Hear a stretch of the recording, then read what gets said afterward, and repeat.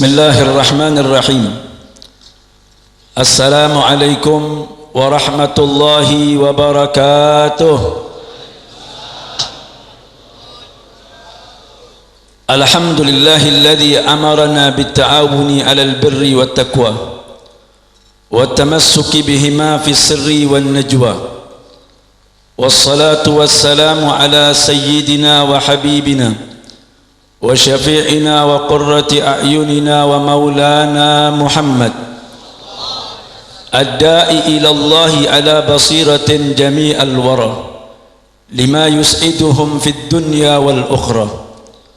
Allahumma salli wa sallim wa barik wa takarram wa ta'azzam wa tarahham ala sayyidina wa habibina wa syafi'ina wa qurrati a'yunina wa maulana Muhammad salatan tamla'u biha qulubana yaqina wa biha Allah fid darain min kulli su'in wa makruhin yaqina wa ala alihi wa sahbihi wa barik wa sallim amma ba'd. Faqad qala Allah ta'ala fil Qur'anil Karim bismillahir rahmanir rahim. Subhanalladzi asra bi 'abdihi laylan minal masjidil harami ilal masjidil aqsa alladzi barakna hawlahu linuriyahu min ayatina innahu huwas samiul basir. Wa qala an-nabiyyu sallallahu alaihi wasallam ma nahala walidun waladahu abdal min adabil hasan. Wa qala al-Hassan ibn Thabit qiyamu li azizin alayya fardun wa tarkul fardi ma hu mustaqimu ajibtu liman lahu aklun wa lubbun yara hadzal jamala wa lam yaqumu. Allahumma anfa'na bima 'allamtana rabbi 'allimna alladhi yanfa'una rabbi zidna ilma warzuqna fahma wa atina hikmah. Allahumma barik lana fi majlisina hadha birahmatika ya arhamar rahimin walhamdulillahi rabbil alamin. Siyadatul habaib asy-syurafa wa sa'adatul ulama'ul fudala wa jami'il hadirin wal hadirat al ahibba wal a'izza rahimakumullah. Yang sama-sama kita muliakan para habaib yang nampak hadir di majlis yang mulia ini. Ada Al-Habib Ali bin Abu Bakar Al-Munawwar, akhina fillah Al-Habib Nasir As-Segab, mata'ana Allahu tula hayatina, mata'ana Allahu bituli hayatihima wa atallahu umrahuma fi sihatin wa afiyah.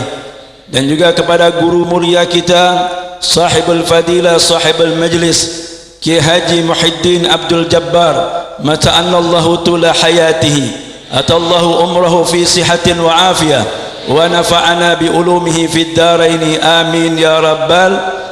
Juga kepada guru-guru kita yang lain, para alim ulama, para kiai, para ajengan yang nampak hadir di majlis yang mulia ini, juga sama-sama kita doakan agar mereka semua diberikan kekuatan istiqamah, dipanjangkan umur oleh Allah Subhanahu wa taala, diberikan kemenangan di setiap langkah dakwanya, dan diberikan kesenangan dari dunia hingga akhirat amin ya rabbal. Hadirin dan hadirat jamaah yang sama-sama dimuliakan oleh Allah Subhanahu wa taala, syukur alhamdulillah berkat rahmat hidayah dari Allah Subhanahu wa taala, di pagi hari yang mulia ini kita berkumpul di majlis ilmu, majlis yang dikatakan oleh Nabi kita Muhammad bagaikan raudhatun min riyadil jannah. Moga-moga majlis yang mulia yang kita hadiri di pagi hari yang mulia ini menjadi sebab kita mendapatkan hidayah dari Allah Subhanahu wa taala dan menambah mahabbah kita kepada Nabi kita Muhammad.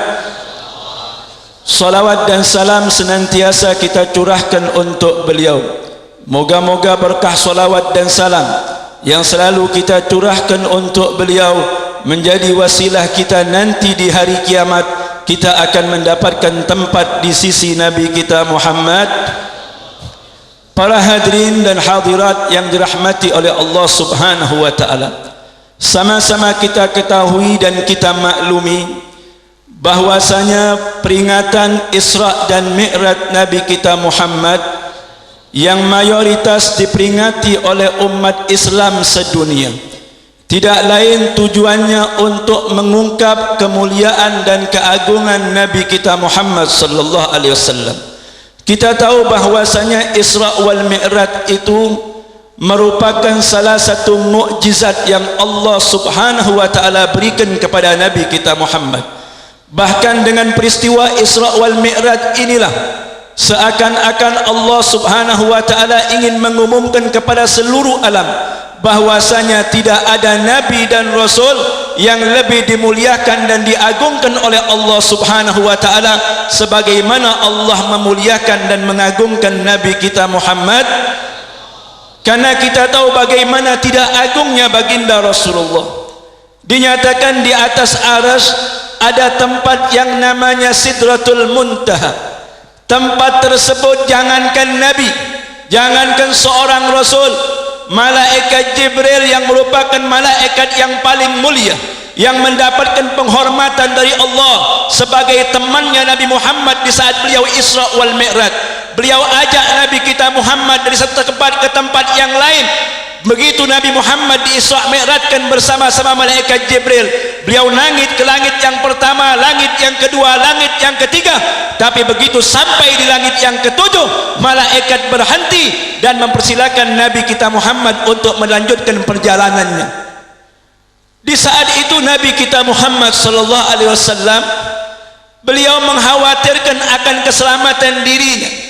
Beliau katakan, wahai Jibril, dari tadi engkau temani aku, dari satu tempat ke tempat yang lain kita selalu bersama, tapi di tempat yang aku mengkhawatirkan akan keselamatan diriku, malah engkau memerintahkan aku untuk jalan sendirian. Jawaban malaikat Jibril di saat ucapan Nabi kita Muhammad, jawaban tersebut diabadikan oleh Allah di dalam Al-Quranul Karim. Apa yang dikatakan malaikat Jibril?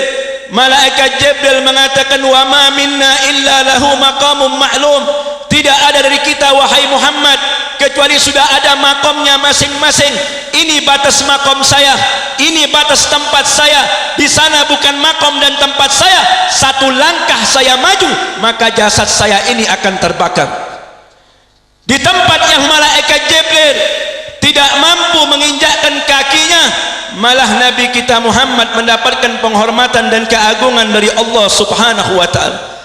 Makanya Al-Habibul Imam Ali bin Muhammad bin Husain Al-Habsyi di saat beliau menjelaskan pasal tentang Isra Mi'rajnya Nabi Muhammad, beliau katakan, rutabun taskutu amani hasra dunaha ma wara'ahunna wara'u. Di saat Nabi Muhammad di Isra Mi'rajkan oleh Allah, maka dia mendapatkan pangkat mampir kedudukan yang pangkat tersebut membuat semua pangkat pada Nabi jatuh di bawah pangkatnya Nabi kita Muhammad.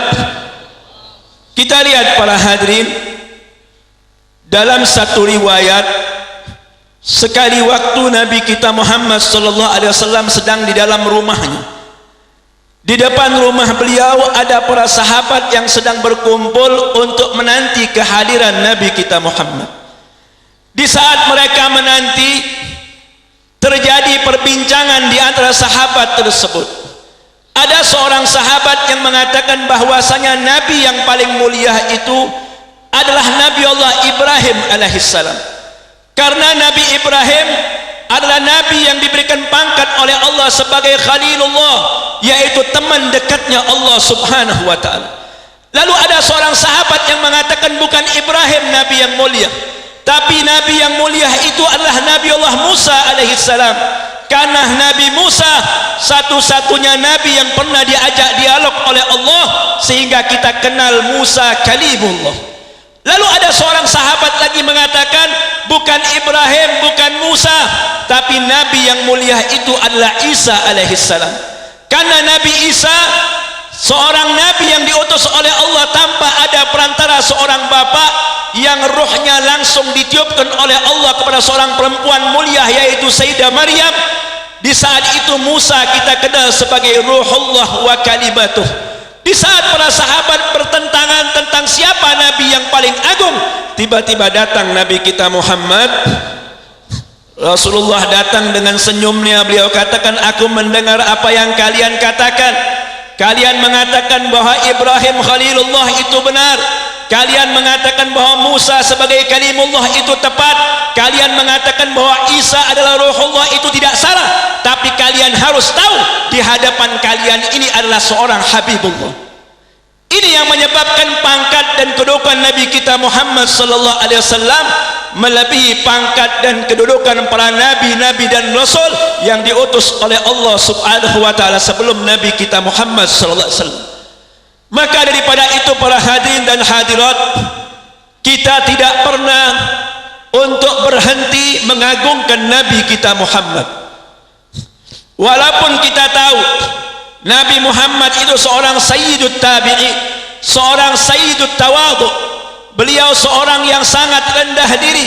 Tapi walaupun Nabi Muhammad tidak mau diagungkan, kita wajib untuk selalu mengagungkan Nabi kita Muhammad sallallahu alaihi wasallam, bukti kecintaan kita kepada baginda Rasulullah. Ada kelompok yang salah paham para hadirin. Kelompok ini mengaku bahwa diri mereka lah yang paling benar. Kelompok ini suka membid'ahkan orang yang tidak sepaham dengan mereka. Bahkan kelompok ini kadang-kadang gampang mengkafirkan siapa saja yang tidak sependapat dengan mereka. Mereka anti memuliakan Nabi Muhammad. Mereka anti untuk mengagungkan baginda Rasulullah sallallahu alaihi wasallam. Paham seperti ini harus kita luruskan para hadirin. Karena kita tahu tidak semua orang yang tidak mau dimuliakan terus kita enggak memuliakan, itu kesalahan kita. Ada orang Wahabi, mereka mengatakan bahwasanya kalau orang baca sholawat lalu di dalam sholawatnya dia menambahkan kata Sayyidina, dia katakan bahwa Sayyidina itu telah menjatuhkan martabat Nabi Muhammad. Ini ada tokoh Wahabi yang mengatakan, ini tokoh ini sering ceramah di YouTube. Kalau orang Jakarta bilang ini rombongan RCTI beb. Saya pikir RCTI itu nama TV, rupanya singkatan rombongan celana tinggi. Waktu saya ke Jampang sana ada Kiai Habib, etama lamun di dia mah Aceng. Saya pikir Aceng nama orang, rupanya singkatan juga, anggota celana ngatung. Sebentar-sebentar mengkafirkan orang, sebentar-sebentar membid'ahkan orang. Kita lihat bagaimana Nabi kita Muhammad SAW. Kita ceritakan dahulu ada seorang sahabat Rasulullah namanya Usama bin Zaid. Usama bin Zaid ini seperti cucunya Rasulullah karena beliau putra daripada Zaid bin Harisah, yaitu anak angkatnya Nabi kita Muhammad. Dalam satu peperangan, Zaid memimpin sebuah peperangan. Satu ketika ada seseorang kafir yang mau dibunuh oleh Usama bin Zaid. Orang tersebut begitu mau ditebas kepalanya, tiba-tiba berteriak kalimat la ilaha illallah. Orang ini mengatakan kalimat la ilaha illallah, tapi pedangnya Zaid tidak berhenti, terus aja menebas orang tersebut. Kejadian tersebut diceritakan oleh sahabat-sahabat yang menyaksikannya kepada Nabi kita Muhammad. Akhirnya Usama bin Zaid dipanggil oleh Rasulullah. Rasulullah bertanya, wahai Usama, hal qatalta nafsan qad qala la ilaha illallah. Wahai Usama, apa betul engkau membunuh orang yang sudah mengucapkan kalimat la ilaha illallah? Naam ya Rasulullah. Betul wahai Rasulullah. Ditanya kata Rasulullah, limadza qatalta, kenapa kau bunuh? Usama menjawab, inna qalaha li mukhalafatis silah. Dia mengucapkan kalimat itu wahai Rasulullah karena dia takut aku bunuh wahai Rasulullah. Rasulullah balik bertanya kepada Usama bin Zaid, hal syaqaqta sadrahu, dari mana kau tahu, apakah kau belah dadanya wahai Usama? Dari mana kau tahu orang mengucapkan kalimat tersebut karena takut dengan pedangmu? Usama tidak bisa menjawab. Lalu Nabi Muhammad mengatakan, ma umirtu an asyukka ma fi butunin nas. Aku tidak diperintahkan oleh Allah untuk membedah semua hati-hati manusia. Artinya Islam mengajarkan kita fahkum bid-dhawahir, apa yang kita lihat itulah yang harus kita hukumi. Masalah hati urusan Allah Subhanahu wa taala. Jadi sangat hati-hati betul umat Islam, jangan sampai kita gampang mengkafirkan orang lain. Karena Rasulullah mengatakan, idza qala rajulun li akhihi ya kafir faqad ba'a ahaduhuma. Kata Rasulullah, kalau ada seorang mengatakan kepada saudaranya, "Hei kamu kafir," ternyata orang itu tidak kafir, maka kekafiran itu akan kembali kepada dirinya sendiri. Jadi kita lihat ada kelompok yang anti dengan mengagungkan Nabi kita Muhammad. Gara-gara Nabi kita Muhammad itu dikatakan nggak mau diagungkan. Mereka mengatakan Nabi Muhammad itu kan pernah ditanya oleh sahabat. Sahabat nanya, "Kaifa nusalli alaika ya Rasulullah?" Kan sahabat nanya sama Nabi, bagaimana caranya bersolawat kepada engkau? Nabi memberikan ajaran kepada sahabat caranya bersolawat, Allahumma salli ala Muhammad wa ali Muhammad. Kata orang tersebut, kata ulama-ulama Wahabi, tuh Nabi Muhammad ngajarkan solawat nggak pakai sayyidina, ngapain nanti mau tambah-tambahin sayyidina? Ini tandanya orang otaknya bukan di kepala tapi di dengkul. Perhatian, kita kasih contoh. Rumah kita suka didatangin tamu apa enggak? Osok ima orang ayak sema, lamun tak ayak sema 40 pae icalwe rumahna, berarti rumah itu enggak ada berkah. Para hadirin, kalau rumah kita enggak ada tamu selama 40 hari, buru-buru kita jual itu rumah, berarti rumah itu enggak ada berkahnya untuk kita tinggali. Karena orang dulu cari tamu. Kalau orang sekarang beda, sekarang takut sama tamu.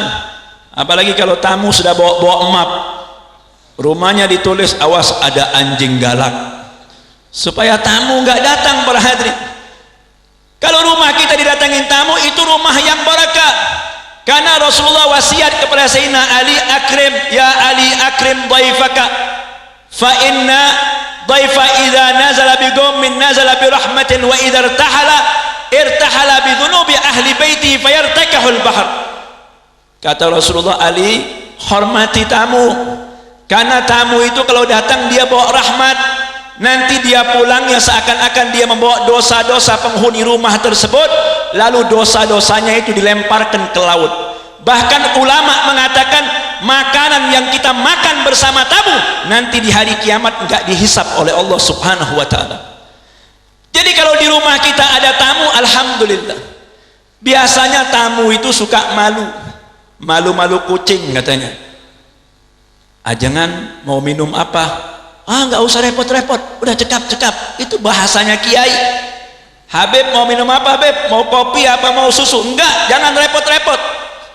Ribuan kali tamunya bilang jangan repot-repot. Kalau tuan rumahnya waras, apapun yang ada di dapur dia keluarkan untuk menghormati tamunya. Tapi kalau tamunya nggak waras, dia bilang sama istrinya, nggak stongnya naon-naon, cek tamuna oge ulah repot-repot. Akhirnya tamunya pulang disumpahin, Pak Haji biar cepat bangkrut, gara-gara kopi aja 1 cangkir nggak punya katanya. Ini artinya maksudnya kita wajib menghormati siapa saja orang yang dimuliakan dan dihormati oleh Allah Subhanahu wa ta'ala. Jangan kita remehkan masalah penghormatan ini para hadirin. Jangan kita remehkan masalah ta'zim. Ta'zim kita kepada seorang alim, ta'zim kita di saat kita berada di majelis ilmu, karena ta'zim kita itulah yang menyebabkan kita mendapatkan sir majelis dan mendapatkan asal dari ulama-ulama yang kita lihat. Ada orang yang sama-sama hadir, ada orang yang sama-sama melihat dengan matanya, tapi kehadirannya dan penglihatannya tidak berkualitas para hadirin. Coba kita lihat dahulu Sayyid Muhammad bin Alwi Al-Maliki, beliau mengarang kitab namanya Ad-Daakhirul Muhammadiyah. Di awal kitab tersebut dia menceritakan satu waktu ada seorang raja, seorang sultan yang berziarah ke makamnya Al-Imam Abi Yazid Al-Bustami. Ini Al-Imam Abi Yazid seorang ulama besar, seorang wali kutub. Di saat itu sudah 1 tahun Al-Imam Abu Yazid dikubur, meninggal dunia. Datanglah rombongan sultan berziarah ke makam tersebut. Selesai ziarah, Si sultan ini bertanya, hal minkum adraka zaman Abi Yazid al-Bustami. Dia nanya, siapa dari kalian yang duduk ini kira-kira yang pernah ketemu dengan Al-Imam Abi Yazid? Ini para hadirin pengaruhnya luar biasa. Kenapa kita katakan sahabat itu jadi mulia? Karena mereka memandang Nabi kita Muhammad, hidup bersama Rasulullah, beriman sama Nabi, jalan sama Nabi, hatinya penuh mahabbah kepada Nabi. Sehingga Al-Imamul Haddad, Al-Habib Abdullah bin Al-Haddad, dia pernah mengatakan, semua makom sudah aku lewati, dia bilang, tapi aku tetap nggak bisa mengalahkan sahabat Nabi Muhammad. Kenapa? Karena sahabat Nabi Muhammad orang-orang yang pernah hidup dan langsung memandang Nabi kita Muhammad SAW. Makanya dikatakan, ya bakhat man qad ra'ahum aw ra'a man ra'ahum. Beruntung orang-orang yang melihat orang yang mulia atau melihat muka orang yang melihat orang mulia. Di sini mungkin kita banyak orang-orang yang tidak pernah menemukan atau tidak pernah memandang Mama Bakri, Mama Pleret yang luar biasa makamnya. Tapi kadang-kadang kita bertemu dengan murid beliau. Kalau kita memandangnya dengan mahabbah, pandangan kita itu bukan kepada muridnya saja, tapi akan terus nyambung dan akan bermuarah kepada Nabi kita Muhammad SAW. Makanya jangan sekali-kali kita meremehkan pandangan kita kepada seorang alim. Di saat itu raja bertanya, wa usyira ila syaihu kabir as-siddi. Orang yang duduk menunjukkan ada orang tua. Ini salah satu muridnya Al-Imam Abi Yazid. Lalu raja itu berkata, demi Allah, hari ini Allah subhanahu wa ta'ala telah memberikan aku karunia, walaupun mataku ini belum pernah memandang yaksun Al-Imam Abi Yazid, tapi hari ini Allah pertemukan aku dengan orang yang pernah memandang Al-Imam Abi Yazid. Langsung sultan ini bertanya, hal sami'ta syai'an minhu? Tolong kau sampaikan aku nasihat yang pernah kau dengar langsung dari Al-Imam Abi Yazid. Orang tua ini mengatakan, dulu Imam Abi Yazid sebelum meninggal dunia, dia mengatakan, manzara qabri lam tuhrikhun nar. Kata orang tua tersebut, dulu Imam Abi Yazid mengatakan, siapa yang ziarah ke makam saya, maka jasadnya tidak akan dimakan api neraka. Raja ini langsung keheranan, agak bingung raja tersebut. Dia bilang, wahai syekh, bagaimana Al-Imam Abi Yazid bisa menjamin orang masuk surga tidak dimakan api neraka gara-gara hanya ziarah ke makamnya, sementara Abu Jahal, Abu Lahab setiap hari melihat muka Nabi Muhammad tapi tempat mereka di neraka? Syekh ini punya jawaban yang luar biasa. Dia katakan, ya Sultan, inna Aba Jahlin la yara Nabi sallallahu alaihi wasallam, innama yara yatima Aba Talib.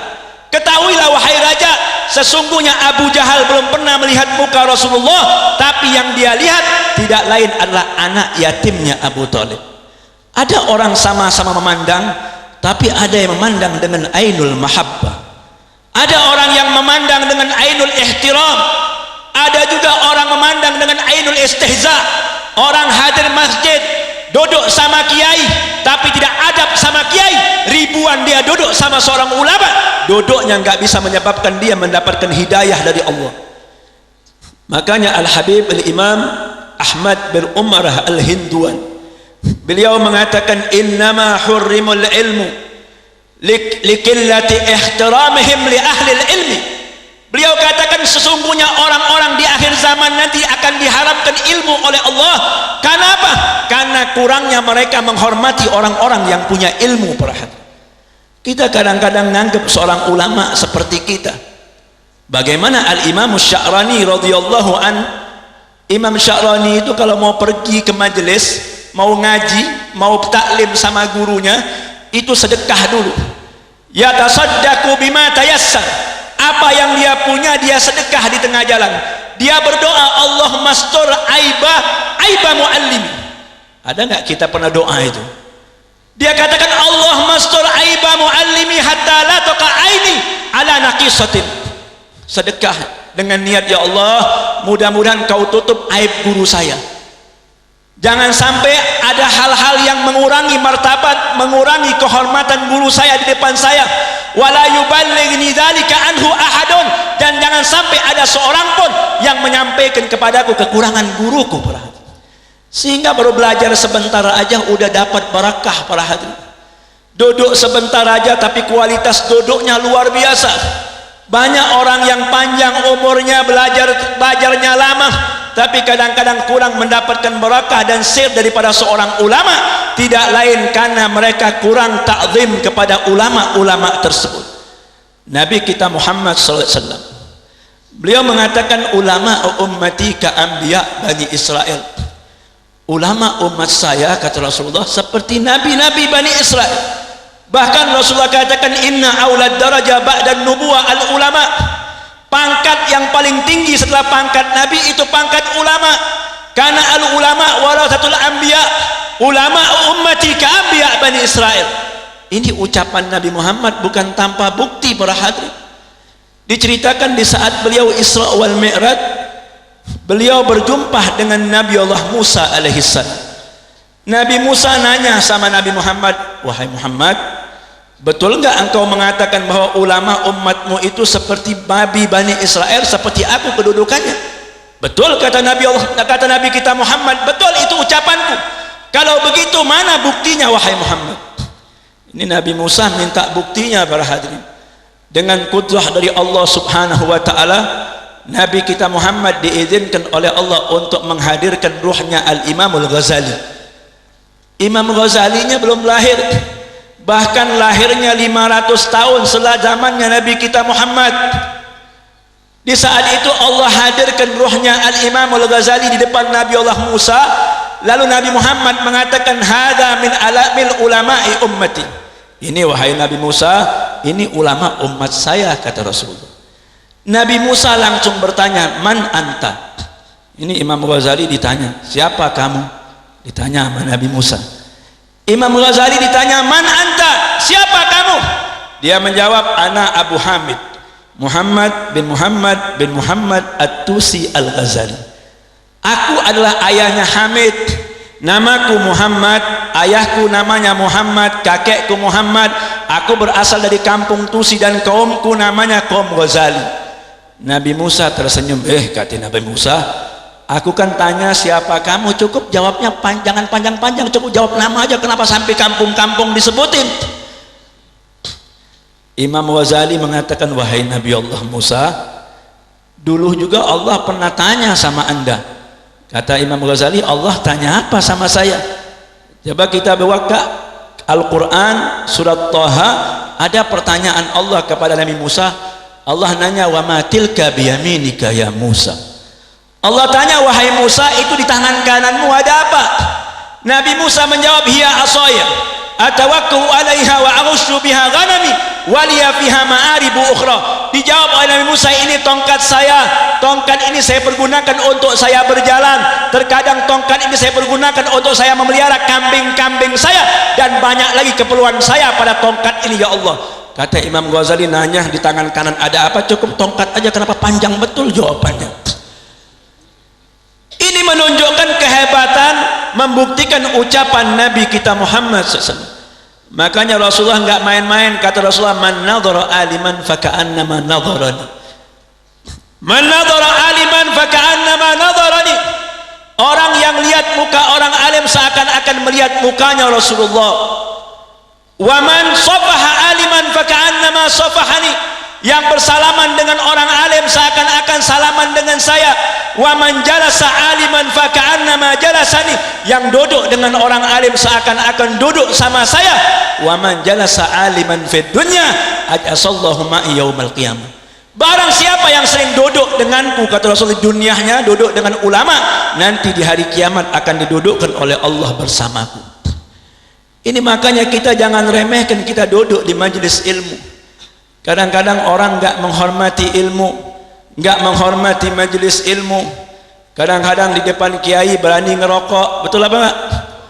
Depan ajengan berani ngerokok, abdi malah muntah ngudut sok tunuh ajengan. Kan alasannya begitu, apalagi kalau majelisnya malam. BHS dapat kredit, akhirnya bolong gara-gara rokoknya.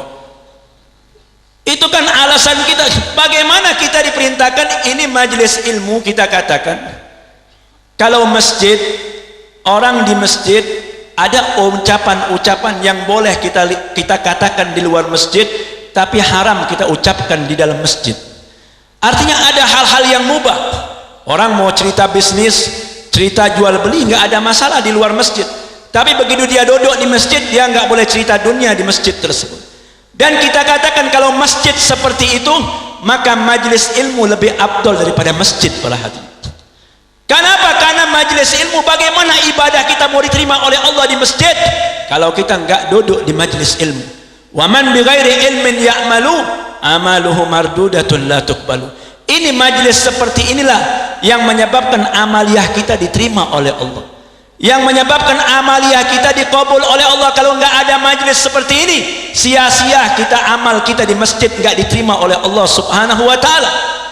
Jadi kita lihat bagaimana kita kan kadang-kadang kan suka begitu, mestinya minta doa sama kiai. Ajangan hapunten, abdi mah lamun di payunan ajangan sok tunuh wae, lamun di depan TV mah ente ajangan. Kan mestinya minta doa. Mungkin ajangan punya amalan, betul apa enggak? Dikasih sama ajangan, jangan alasannya ngudut karena ngantuk. Kalau hari ini ngomong sama Habib, Beb pengen amalan Beb atau pengen ijazah, nanti diijazahin sama Habib, mau apa enggak? Nanti kalau ada yang ngantuk-ngantuk, bacaannya dikeplak kepalanya. Karena orang kalau depan kiai ngantuk itu berarti badannya ada setan, para hadirin. Itu setan nggak akur duduk sama ajengan, makanya dikeplak biar sama setan-setannya kabur, para hadirin. Jadi artinya luar biasa kita menerangkan tentang bagaimana kita takzim kepada orang-orang yang dimuliakan oleh Allah. Nabi kita Muhammad SAW dikatakan seorang yang paling tawadhu. Dalam satu riwayat diceritakan Nabi itu kalau datang ke majelis itu sahabatnya selalu berdiri untuk memuliakan Nabi Muhammad. Sekali waktu Rasulullah ngelarang, kata Rasulullah, nanti kalau saya datang kalian gak usah repot-repot berdiri, gak usah kalian berdiri, tetap duduk, kata Rasulullah. Ada seorang sahabat namanya Hasan bin Thabit, tiba-tiba dia berdiri. Dia berdiri dengan mengungkapkan syair yang luar biasa. Dia katakan, qiyamu li azizin alayya fardun, berdiri untuk orang yang mulia kewajiban buat saya. Wa tarkul fardi mahu mustaqimu, orang yang meninggalkan kewajiban bukan orang yang baik, bukan orang yang lurus. Ajibtu liman lahu aqlun wa lubbun, aku heran dengan orang yang punya akal dan punya hati. Yara hadzal jamalu wa lam yaqumu, dia lihat orang mulia datang dia enggak berdiri, para hadirin. Artinya tidak memberikan penghormatan kepada orang-orang yang mulia. Kita kadang-kadang suka menghormati orang bukan pada tempatnya. Orang kita hormati karena dunianya. Datang pimpinan partai kafir, iya, sekarang ini partainya lagi ngetop, kata guru kita tadi. Kenapa? Karena partai ini suka bagi gerobak roti. Di mana-mana ada gerobak roti, itu ada tulisan partainya. Artinya ini sumbangan dari orang tersebut. Nanti sebentar lagi cari pengaruh, bulan depan, nanti tahun-tahun depan akan nyalonin jadi presiden, para hadirin. Ini orang kafir datang ke masjid, kiai sama santri-santrinya berdiri baca tola al-badru alaina. Ini ajengan kurang ajar namanya. Ini kiai senteng namanya. Kita jangan ikuti kiai seperti itu. Nabi bilang itu kiai seperti dajjal, kata Rasulullah. Kan Nabi yang bilang, ana min ghairi dajjal akhwafu alaikum minad dajjal. Ada golongan yang lebih aku takuti lebih daripada dajjal. Sahabat bertanya, qila wa man hum ya Rasulullah? Al ulama usu, ulama-ulama yang jahat, ulama-ulama yang berkhianat kepada Allah dan kepada Nabi kita Muhammad sallallahu alaihi wasallam. Ciri ulama usu itu kalau fatwanya nyenangkan orang kafir, kalau dia ngomong nyenangkan orang-orang munafik, perhatian. Maka ikutin ulama yang dibenci sama orang kafir, ikuti ulama yang dibenci sama orang-orang munafik. Ini sekarang ulama kita lagi dikriminalitaskan, betul apa enggak? Ulama diteror, ulama dianggap penjahat. Padahal kesalahan ulama apa? Ulama kita enggak ada kesalahan. Data pengusaha-pengusahanya apa, penguasa-penguasanya yang lagi sinting, para hadirin. Kemarin gara-gara jagoannya kalah, iya betul apa enggak? Kalah, lalu habis kalah masuk penjara, akhirnya bantengnya ngamuk. Para hadirin, hati-hati kita bila diseruduk. Ini banteng kalau udah ngamuk badannya kan gede, semua bakal diseruduk. Para hadirin, maka yang pertama kali bakal diseruduk itu Habib kita, Habib Muhammad Rizik, yang bakal pertama kali diseruduk. Kenapa? Karena dianggap inilah yang bikin Ahok kalah, inilah yang bikin Ahok penjara. Para hadirin, makanya jangan main-main sama umat Islam. Orang jadi jadi pejabat itu sayangin umat Islam. Ini negara kita, ini negaranya umat Islam, mayoritas umat Islam. Kalau mau jadi pejabat, cintai ulama, cintai umat Islam, jangan bermusuhan sama ulama. Betul apa enggak? Siapapun yang bermusuhan sama ulama, hebat apapun pejabatnya, bakal digulung sama ulama. Para hadirin, ini kadang-kadang jadi pejabat kurang ajar sama kiai, ngomong nggak pakai mikir, ngomong nggak sembarangan aja, mulutnya kotor kayak WC. Para hadirin, kalau ngomong. Jadi kita lihat ulama yang harusnya kita muliakan, malah mereka menghinakan ulama. Orang seperti ini berarti nantang perang dengan Allah Subhanahu wa ta'ala. Kata Imam Syafi'i, laulal ulama'ul awliya ma adri manhum. Ini kata Imam Syafi'i. Kata Imam Syafi'i, kalau ulama itu bukan seorang wali, aku nggak kenal. Artinya kalau udah ada ulama benar, mau atau tidak tahu, mau terkenal atau tidak terkenal, dia seorang waliullah. Dan siapa yang mencaci waliullah, memusuhi waliullah, Allah katakan dalam hadits qudsi, man adali waliyan faqad adzantuhu bil harbi. Satu orang wali aja kita musuhi, berarti kita nantang perang dengan Allah Subhanahu wa ta'ala. Jadi ini kalau ngomong sembarangan. Para hadirin, demi penista agama berani nyaci maki ulama, bilang ulama itu kepengen, ulama kan hanya kepengen pemerintah menegakkan keadilan. Betul apa? Kita nggak anti sama orang Kristen, kita nggak anti sama agama-agama lain. Yang kita anti dengan siapapun yang melanggar peraturan menista agama, apapun agama yang dinistakan, wajib dihukum, wajib dipenjara. Para hadirin, betul apa enggak? Gara-gara di penjara banyak yang bakar lilin ya. Ada yang kirim bunga, nggak tahu jin yang mana yang kirim bunga. Nanti umat Islam kemarin dia bikin aksi 1000 lilin. Nanti sebelum Ramadan akan ada aksi 1000 obor. Biar sama lilin-lilinnya kita bakar. Para hadirin, jadi kita lihat, ini artinya orang mau nantang perang dengan Allah Subhanahu wa ta'ala. Nggak ada umat Islam mau ngancurkan NKRI, itu nggak ada. Nggak ada Habib Rizik pengen jadi presiden, punya partai aja nggak. Para hadirin, Habib Rizik itu kesalahannya cuma satu. Apa kesalahan Habib? Anti sama PKI, itu aja kesalahannya. Jadi hati-hati kalau kita anti sama PKI, nanti PKI bakal nyerang kita. Para hadirin, jadi kita doakan beliau agar Allah jaga beliau, Allah berikan keselamatan kepada beliau. Jadi saya ulangi lagi bahwasanya terkadang orang menghormati seseorang bukan karena Allah, menghormati orang karena uangnya, karena pengaruhnya. Ada orang kafir masuk masjid disambut dengan tola al badru alaina. Kita lihat bagaimana ini tola al badru alaina, ucapan syair yang pernah diucapkan oleh Bani Najjar, orang-orang Ansor, orang anak-anak kecil semua berbaris, orang tua, orang dewasa menyambut kedatangan Nabi Muhammad. Sehingga nggak ada yang tahu siapa yang nyusul tola al badru alaina, nggak ada yang tahu. Para hadirin, karena itu kalimat spontanitas, karena gembiranya orang-orang Madinah kedatangan Nabi Muhammad. Kalau kiai yang datang dibacain tolal badru alaina nggak ada masalah, kiai kan pewaris Nabi. Ada Habib datang tola al badru alaina nggak apa-apa. Ini ada orang kafir datang tola al badru alaina. Ini namanya pelecehan. Betul apa enggak? Ada satu lagi, ada partai lambangnya Ka'bah.